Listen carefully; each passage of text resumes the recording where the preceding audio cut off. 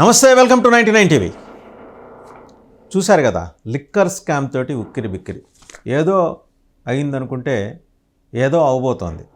ఎందుకంటే అవతల ఎస్టాబ్లిష్ చేస్తోంది ఇది ప్రభుత్వం, ఆంధ్రప్రదేశ్ ప్రభుత్వం 3,500 కోట్ల రూపాయల లిక్కర్ స్కామ్ ఎస్టాబ్లిష్ చేస్తుంటే వీళ్ళ దగ్గర సమాధానాలు లేవు.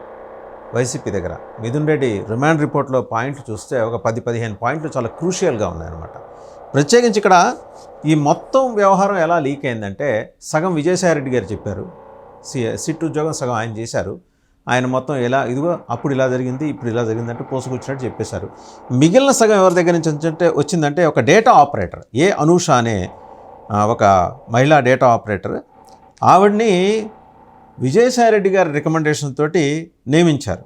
ఆవిడ డేటా ఆపరేటర్గా ఎక్కడికి, to relay daily AP SBCL MIS sales, AP state beverage corporation limited MIS సేల్స్ని ఎవరికి ఎలా జరుగుతున్నాయి, దాని ఫ్లో ఏంటని చెప్పి సిండికేట్కి రిలే చేయడం కోసం ఆవిడని ఏర్పాటు చేసుకున్నారు. ఆవిడేం చేసేది, basing on this data OFS were issued and strict implementation was ensured via 5 to 6 daily conference calls between Satyaprasad గారు, డిప్యూటీ కమిషనర్, ఆయనకి ఐఏఎస్ ఇస్తామని ఆశ చూపి ఆయన తీసుకొచ్చారు కదా మిథున్ రెడ్డి గారు, ఆయనకి డిపో మేనేజర్స్కి కిక్ బ్యాక్స్కి సంబంధించిందనమాట. మొత్తం 5-6 కాన్ఫరెన్స్ కాల్స్ అరేంజ్ చేయడం వీడి బాధ్యత.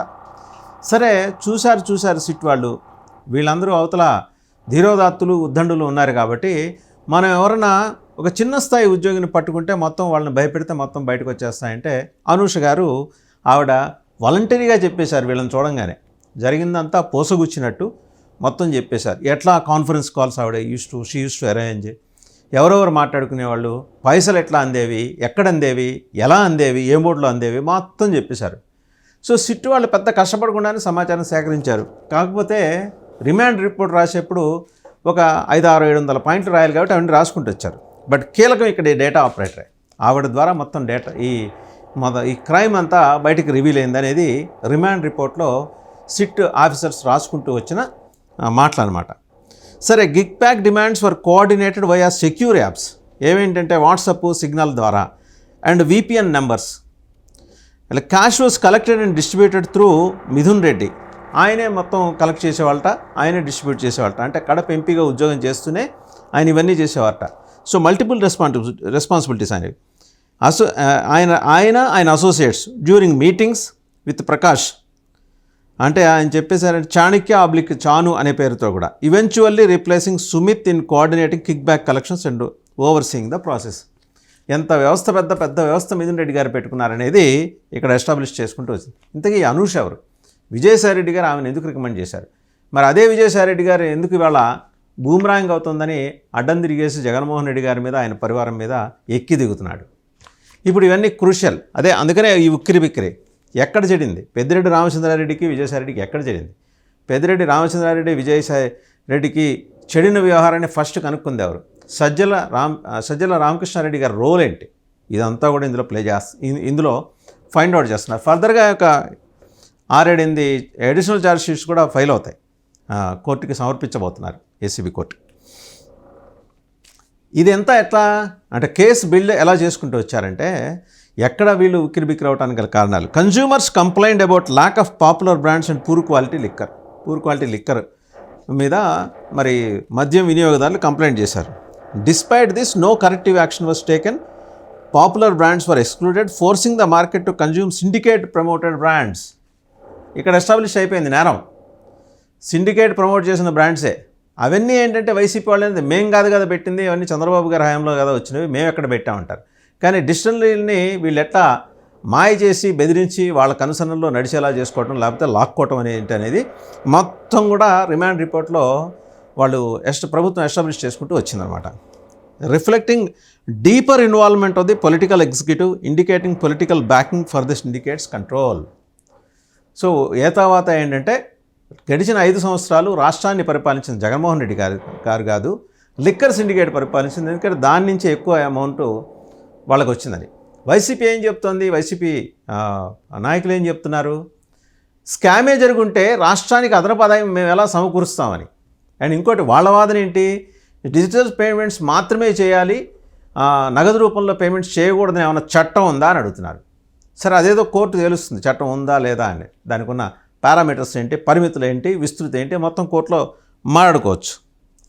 ఈ payments of kickbacks, commissions దీన్ని ఫెసిలిటేట్ చేయడం కోసం distilleries and suppliers employed several methods of cash generation from the funds credited by APSBCL to their accounts. చాలా మెథడ్స్ ఫాలో అయ్యారట వీళ్ళు depot managers. Notably they transferred funds to bullion traders and gold merchants.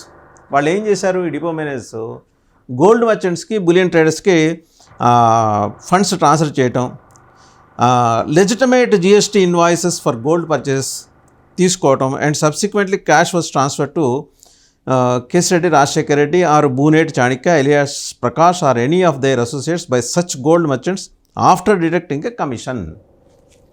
చూడండి, అసలు chain ఎట్ట నడిచింది అనేది establish చేసిన తర్వాత ఒక్కసారిగా వైసీపీ అగ్రనాయకత్వానికి చెమటలు పడుతున్నాయి.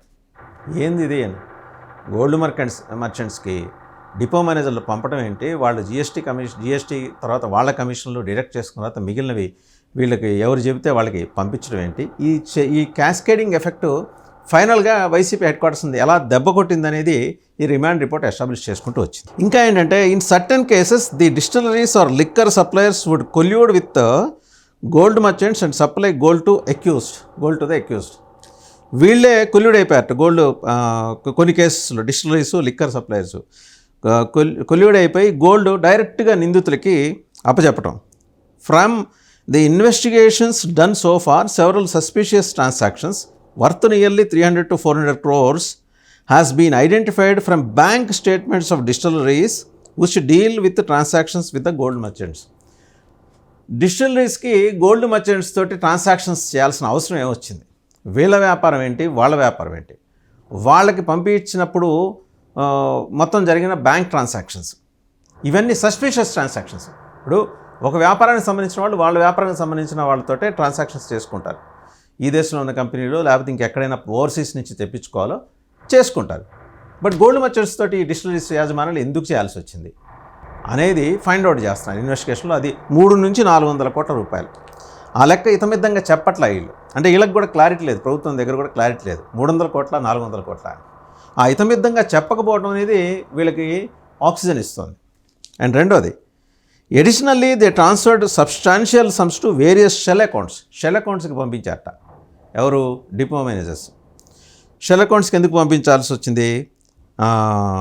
To accounts of and sometimes to accounts of legitimate companies under the guise of promotional expenditures such as purchase of linen garments, gold coins and similar items. అంటే లినెన్ గవర్నమెంట్స్, గోల్డ్ కాయిన్స్, ఇంకా ఇతరత్ర ఆ తరహా వాటిని కొనుగోలు చేసేందుకు promotional ఎక్స్పెండిచర్లో భాగంగా పంపించారట. ఎక్కడ జస్టిఫైడ్గా కనిపించట్లేదు. చేసే వ్యాపారానికిను చేసిన ట్రాన్సాక్షన్స్కి సంబంధం లేకపోవడం అనేది బలంగా ఎస్టాబ్లిష్ అవడంతో ఆ సఫకేషన్ అనేది వాళ్ళ వైసీపీ ఫేస్ చేస్తుంది. అండ్ అదే సందర్భంలో ఇంకా ఏంటి, payments for also funnelled through the accounts of real estate companies or business related to acquaintances or friends of the liquor syndicate members.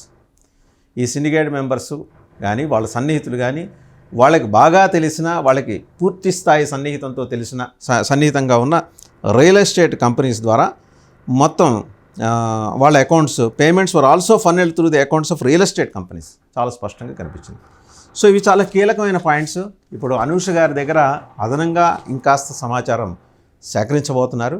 మొత్తానికి ఏంటంటే, ఒక్క అనూష, విజయసాయిరెడ్డి గారు రికమెండేషన్ తోటి నియమితులైన అనూష అనే మహిళ డేటా ఆపరేటరు వైసీపీని పూర్తి స్థాయి ఉక్కిరి బిక్కిరి వ్యవహారంలోకి నెట్టేసిందనమాట.